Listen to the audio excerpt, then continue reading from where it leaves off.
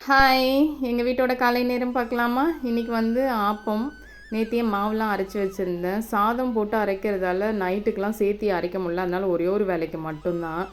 மதியத்துக்கு தயிர் சாதமும், உருளைக்கிழங்கும், காலையில் டிஃபனுக்கு ஆப்பமும், தேங்காய் பாலும். ஏதாவது வேலை இருந்தால் டக்குன்னு சாப்பாடு செஞ்சிடணும். ஏன்னா சாப்பாடு ரொம்ப பெருசாக செஞ்சோம்னா டயர்ட் ஆகிட்டு அடுத்த வேலையெல்லாம் முடிக்கிறதுக்கு சாயங்காலம் ஆகிடும். சரி, அதனால இன்றைக்கி கொஞ்சம் சீக்கிரமாக வேலையெல்லாம் முடிச்சிடலாம் அப்படின்னு தயிர் சாதம் தான் இன்றைக்கி மதியத்துக்கும்.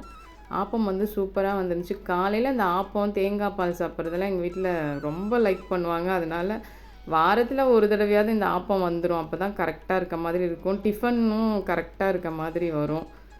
நல்லா சூப்பராக உள்ளெல்லாம் நல்லா சாஃப்டாக இருந்தது. சரி, சாப்பாடெலாம் கட்டிட்டு அடுத்து இன்றைக்கி சாட்டர்டேவுக்கான வேலையெல்லாம் ஸ்டார்ட் பண்ணலாம். இன்றைக்கி கிளைமேட் எப்படி இருந்துச்சுன்னா, வெயிலும் அடிக்குது, மழையும் பெய்யுது. 2ம் ஒரே நேரத்தில் பண்ணி மாறி மாறி இருந்துச்சு. கொஞ்ச நேரம் அப்படியே துணி காய வச்சா திருப்பி மழை பெஞ்சிட்டே இருந்தது. சரி, இருக்கிற துணியெல்லாம் ஒரு வாரத்துக்கிட்ட இருக்க துணியெல்லாம் இன்றைக்கி தான் துவைக்க போட்டிருந்தேன். வேறு வெயில் அடிக்குமான்னு பார்த்துட்டே இருந்தேன். காலையில் மட்டும்தான் மழை பெஞ்சுது. அதுக்கப்புறம் வெயில் அடிக்க ஆரம்பிச்சிச்சு. வாட்டர் பாட்டில் கழுவுறது, இந்த வாட்டர் பாட்டில் எல்லாத்தையும் இந்த சாட்டர்டேவே கழுவி நல்லா வெயிலில் காய வச்சாதான் இந்த மண்டேக்கெல்லாம் கரெக்டாக இருக்கும். அதனால் சொல்லிவிட்டு ஃபஸ்ட்டு இந்த வாட்டர் பாட்டில் கழுவுறது தான். அதுக்கப்புறம் தான் எந்த வேலையாக இருந்தாலும் சரி, துணியெல்லாம் அப்படியே காய போட்டுட்டு இப்போ தான் வெயில் அடிக்கவே ஆரம்பிச்சுது. ஒரு 11 மணிக்கு மேலே தான் சாப்பிட்டுட்டு இந்த வேலையெல்லாம் செய்ய ஆரம்பித்தேன். டக்கு டக்குன்னு வேலையெல்லாம் முடிச்சுட்டு கொஞ்சம் செடி வாங்க போகிறதால கொஞ்சம் டக்குன்னு வேலை முடிச்சிடலான்னு பண்ணேன். பாய், இன்னொரு வீடியோவில் பார்க்கலாம்.